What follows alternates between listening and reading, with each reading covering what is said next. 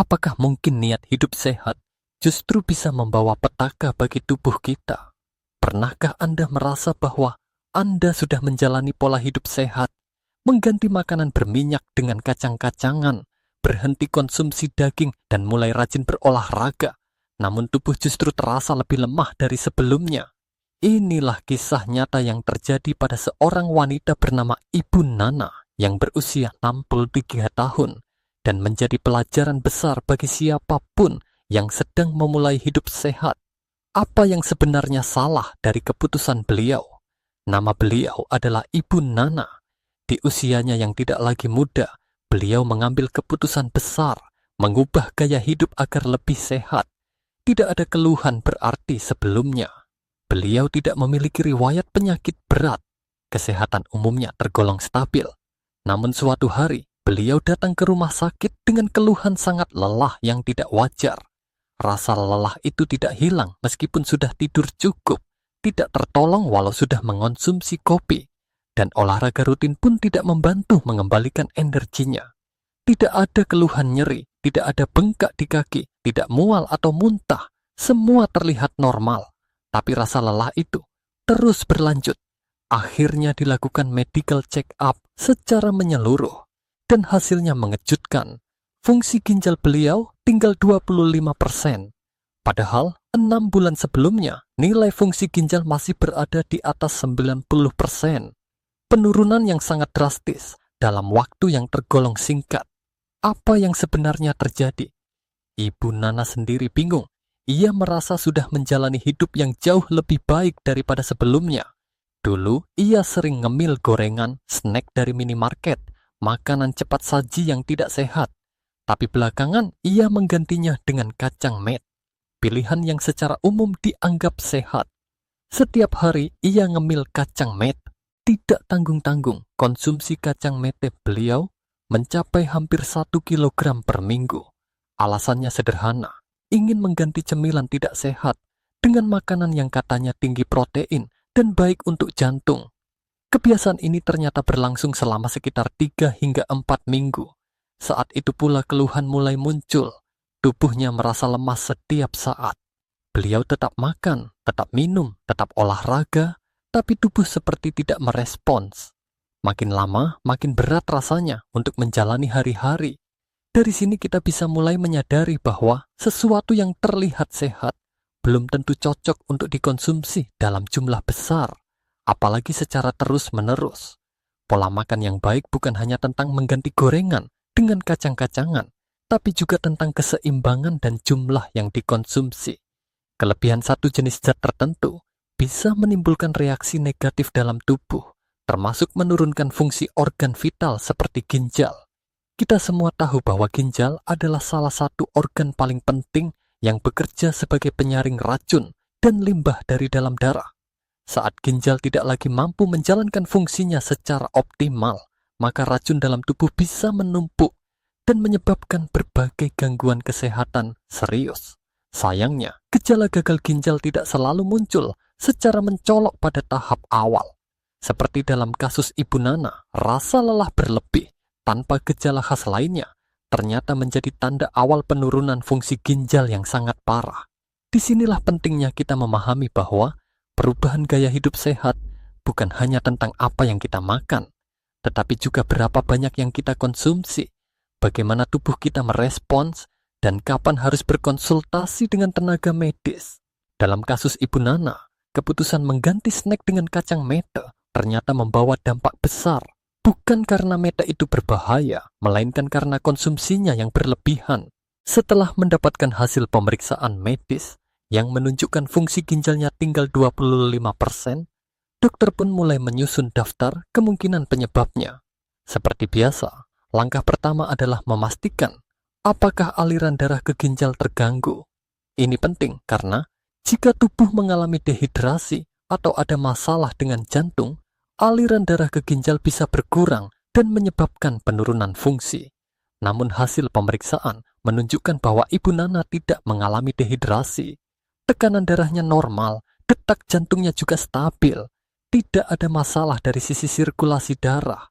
Langkah berikutnya adalah memeriksa kemungkinan masalah langsung pada ginjal. Apakah ada infeksi? Apakah ada tekanan darah tinggi kronis yang mungkin selama ini tidak disadari? Atau mungkin ada penyakit autoimun seperti lupus? Semua kemungkinan itu diperiksa satu persatu. Hasilnya, tidak ada tanda-tanda infeksi. Tekanan darah Ibu Nana tetap stabil, tidak pernah menunjukkan pola hipertensi. Tidak ada demam, tidak ada nyeri khas infeksi ginjal. Begitu juga tes autoimun, hasilnya negatif. Kecurigaan pun diarahkan ke kemungkinan kanker atau adanya massa yang tumbuh di sekitar ginjal atau saluran kemih. Tetapi lagi-lagi, tidak ditemukan adanya gejala khas yang mengarah ke sana. Tidak ada darah dalam urin, tidak ada penurunan berat badan drastis, dan tidak ada keluhan nyeri yang mengarah ke tumor atau kanker. Dokter pun memutuskan untuk memeriksa urin secara lebih rinci. Hasil dari pemeriksaan inilah yang akhirnya memberi petunjuk penting. Di dalam urin Ibu Nana ditemukan adanya kristal kalsium oksalat. Ini adalah zat yang secara alami terbentuk dari oksalat yang kita dapatkan dari makanan, terutama kacang-kacangan dan sayuran hijau tertentu. Kristal ini biasanya akan larut dan dibuang lewat urin, namun dalam kondisi tertentu, mereka dapat menumpuk di ginjal dan membentuk batu. Tapi yang terjadi pada Ibu Nana bukan sekadar batu ginjal biasa. Dalam kasus Ibu Nana, kristal kalsium oksalat tidak menumpuk di saluran kemih seperti pada batu ginjal pada umumnya. Batu ginjal biasa sering menimbulkan gejala nyeri yang sangat hebat saat batu melewati saluran kemih. Tapi kali ini berbeda. Batu tersebut justru menumpuk langsung di dalam jaringan ginjal. Kondisi ini disebut dengan nefrokalsinosis. Kondisi ini lebih berbahaya karena sering tidak menimbulkan gejala hingga kerusakan ginjal sudah cukup parah. Nefrokalsinosis membuat jaringan ginjal menjadi keras, seperti ditumbuhi pasir atau kerikil halus yang menyumbat fungsi penyaringan darah. Dalam jangka panjang, kondisi ini menyebabkan sel-sel ginjal rusak dan tidak dapat diperbaiki. Ini menjelaskan mengapa fungsi ginjal Ibu Nana turun drastis hanya dalam waktu beberapa bulan. Kerusakan ini sifatnya permanen, artinya tidak bisa dikembalikan seperti semula meskipun ada perbaikan parsial. Mengapa kristal oksalat bisa terbentuk sebanyak itu di ginjal Ibu Nana? Jawabannya kembali pada pola makan. Konsumsi kacang meta dalam jumlah besar setiap hari membuat kadar oksalat dalam tubuhnya meningkat tajam. Apalagi beliau menghindari produk susu dan sumber kalsium lainnya karena menjalani gaya hidup vegan. Padahal, kalsium dalam makanan berfungsi untuk mengikat oksalat di saluran pencernaan agar tidak diserap tubuh. Ketika tubuh kekurangan kalsium, oksalat yang seharusnya terikat justru masuk ke dalam darah dan kemudian diekskresikan oleh ginjal. Di sanalah oksalat bertemu dengan kalsium dan membentuk kristal. Selain itu, Ibu Nana juga kurang minum air putih. Hal ini membuat konsentrasi oksalat di urin menjadi semakin tinggi, mempercepat pembentukan kristal. Kurangnya aktivitas fisik juga memperburuk keadaan karena pergerakan tubuh membantu menjaga sirkulasi dan fungsi ginjal secara optimal. Semua faktor ini berkumpul dan menyebabkan satu kondisi yang tidak terduga. Gaya hidup sehat yang dijalani secara tidak seimbang justru merusak ginjalnya. Setelah mengetahui bahwa kristal kalsium oksalat yang menumpuk di ginjal menjadi penyebab utama kerusakan fungsi ginjal Ibu Nana, langkah selanjutnya adalah memahami dari mana oksalat ini berasal dan bagaimana pola hidup yang dianggap sehat ternyata justru menjadi pemicu utamanya. Oksalat adalah senyawa alami yang banyak ditemukan dalam makanan nabati, terutama kacang-kacangan dan sayuran hijau tua. Dalam jumlah kecil, oksalat tidak terlalu berbahaya. Tubuh kita memang memiliki kemampuan untuk mengeluarkannya melalui urin, namun jika jumlahnya terlalu tinggi, atau jika tubuh kekurangan mineral seperti kalsium, maka oksalat ini akan mengikat kalsium di dalam ginjal dan membentuk kristal. Dalam kasus Ibu Nana, sumber utama oksalat berasal dari konsumsi kacang mete yang sangat tinggi. Kacang mete termasuk dalam kelompok makanan yang kandungan oksalatnya cukup tinggi. Dengan konsumsi 1 kilogram per minggu, artinya Ibu Nana mengonsumsi lebih dari 200 gram mete per hari. Jumlah ini jelas jauh di atas anjuran konsumsi harian, yang idealnya tidak lebih dari 18 butir per hari. Namun, kacang mete bukan satu-satunya sumber oksalat tinggi. Ada banyak makanan lain yang juga perlu diperhatikan, seperti kacang almond, kacang tanah, bayam, daun bit, coklat, ubi jalar, bahkan teh hitam. Sayangnya, karena banyak dari makanan ini sering dikampanyekan sebagai makanan superfood, orang-orang cenderung mengonsumsinya dalam jumlah besar tanpa mempertimbangkan dampak jangka panjang. Padahal, seperti yang terjadi pada Ibu Nana, konsumsi oksalat tinggi tanpa diimbangi dengan asupan kalsium yang cukup dapat sangat berbahaya. Kalsium sebenarnya bukan hanya penting untuk tulang, tapi juga memiliki peran vital dalam mengikat oksalat di usus. Ketika seseorang tidak mengonsumsi cukup kalsium dari makanan, seperti susu, keju, atau yogurt, oksalat dari makanan akan langsung diserap ke dalam darah, lalu disaring oleh ginjal. Disinilah terjadinya penumpukan yang memperburuk keadaan. Ibu Nana menjalani pola makan vegan yang ketat. Beliau tidak mengkonsumsi produk hewani sama sekali, termasuk produk susu. Ini berarti asupan kalsiumnya sangat rendah. Ketika tubuh kekurangan kalsium, tubuh menjadi tidak mampu mengikat oksalat secara efektif. Akibatnya, oksalat yang seharusnya dibuang lewat saluran pencernaan justru masuk ke ginjal dan menumpuk di sana. Selain itu, kebiasaan kurang minum juga menjadi faktor yang mempercepat pembentukan kristal oksalat. Air berperan penting dalam melarutkan oksalat dan membantu mengeluarkannya dari tubuh melalui urin. Ketika seseorang minum terlalu sedikit air, konsentrasi oksalat dalam urin meningkat, yang pada akhirnya memperbesar peluang terbentuknya kristal. Ibu Nana juga tergolong jarang bergerak dan lebih banyak duduk, sehingga metabolisme tubuhnya cenderung lambat, dan ini juga memengaruhi kerja ginjal. Dengan memahami semua ini, kita bisa melihat bahwa meskipun makanan nabati memiliki banyak manfaat, konsumsinya tetap harus dikontrol dengan baik. Tidak semua yang sehat boleh dikonsumsi dalam jumlah besar tanpa batas. Tubuh manusia membutuhkan keseimbangan. Bahkan makanan sehat bisa menjadi racun jika dikonsumsi secara berlebihan atau tidak disesuaikan dengan kebutuhan tubuh masing-masing. Kisah Ibu Nana memberikan pelajaran penting bahwa niat baik untuk hidup sehat harus diiringi dengan pengetahuan yang memadai tentang nutrisi dan fungsi tubuh. Kita tidak bisa hanya mengikuti tren makanan sehat tanpa memahami efek sampingnya. Setiap tubuh memiliki kebutuhan yang berbeda.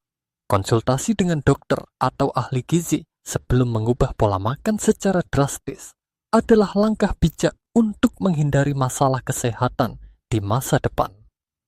Setelah diagnosis nefrokalsinosis ditegakkan dan penyebabnya ditemukan, yaitu konsumsi oksalat berlebihan dari kacang mete yang dikombinasikan dengan rendahnya asupan kalsium, dokter mulai merancang strategi pemulihan untuk Ibu Nana. Tujuan utamanya adalah memperlambat kerusakan ginjal, meningkatkan fungsi yang masih tersisa, dan mencegah pembentukan batu oksalat lebih lanjut. Langkah pertama yang diambil adalah menghentikan total konsumsi semua makanan yang mengandung oksalat tinggi. Ibu Nana diminta berhenti makan kacang mete, kacang almond, kacang tanah bayam, ubi, dan jenis sayuran hijau tuah lainnya. Dalam praktiknya, beliau diberikan daftar makanan yang aman dikonsumsi dan mana yang perlu dihindari secara ketat. Edukasi nutrisi ini sangat penting karena banyak orang tidak sadar bahwa makanan sehat pun bisa berbahaya jika dikonsumsi tidak sesuai kapasitas tubuh. Langkah kedua, Ibu Nana diminta untuk mulai mengonsumsi makanan yang mengandung kalsium dalam jumlah cukup. Karena sebelumnya beliau menjalani pola makan vegan yang sangat ketat, tubuhnya kekurangan kalsium dalam jangka panjang. Dokter merekomendasikan agar beliau menambahkan susu rendah lemak, yogurt tanpa gula, dan keju dalam menu hariannya. Bila tidak memungkinkan, maka suplemen kalsium bisa dijadikan alternatif. Kalsium yang cukup dalam darah akan membantu mengikat oksalat di usus, sehingga oksalat tidak masuk ke ginjal dan menumpuk menjadi kristal. Langkah ketiga adalah memperbaiki pola hidrasi. Ibu Nana diminta untuk minum air putih minimal 2 liter per hari, disesuaikan dengan berat badan dan aktivitas harian. Air putih memiliki peran krusial dalam proses detoksifikasi tubuh, termasuk mengencerkan urin dan membantu mengeluarkan sisa-sisa metabolisme termasuk oksalat dari tubuh. Kebiasaan minum sedikit karena malas atau lupa harus diubah menjadi rutinitas yang disiplin. Langkah keempat adalah meningkatkan aktivitas fisik. Dokter menyarankan agar Ibu Nana melakukan olahraga ringan seperti jalan kaki selama 30 menit setiap hari. Aktivitas fisik membantu meningkatkan sirkulasi darah dan metabolisme tubuh, yang pada akhirnya mendukung fungsi ginjal secara tidak langsung. Duduk terlalu lama tanpa gerak bisa menyebabkan tubuh menjadi statis dan kerja organ melemah. Setelah 2 bulan menjalani perubahan gaya hidup ini, hasil kontrol menunjukkan adanya perbaikan. Fungsi ginjal Ibu Nana naik dari 25% menjadi sekitar 40 hingga 50%. Meskipun belum bisa kembali seperti semula, peningkatan ini menjadi pertanda bahwa ginjalnya masih bisa merespon perawatan. Artinya, meski kerusakan sifatnya permanen, sisa fungsi yang ada masih bisa diselamatkan. Namun, dokter tidak berhenti di situ. Karena kondisi nefrokalsinosis bisa progresif dan rentan kambuh, strategi tambahan perlu diterapkan.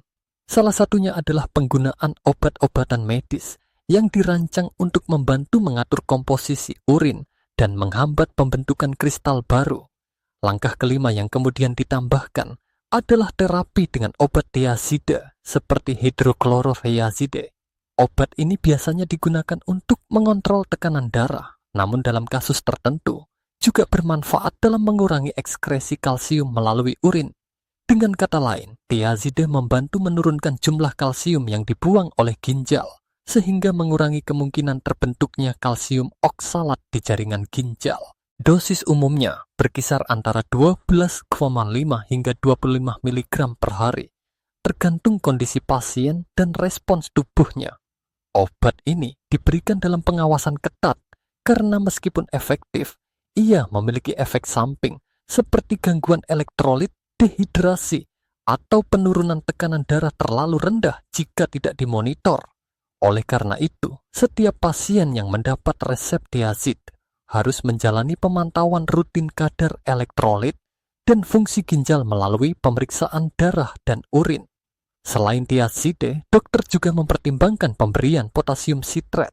Sitrat memiliki peran penting dalam meningkatkan kelarutan kalsium dalam urin dan mencegah kristalisasi. Ketika pH urin terlalu rendah, oksalat dan kalsium cenderung membentuk kristal. Dengan meningkatkan pH urin, sitrat membuat lingkungan urin menjadi kurang ideal untuk pembentukan kristal tersebut. Obat ini juga diberikan dalam dosis dan frekuensi tertentu, tergantung pada hasil tes pH urin pasien. Penerapan metode medis ini menjadi langkah pelengkap dari perubahan gaya hidup yang telah dijalani Ibu Nana.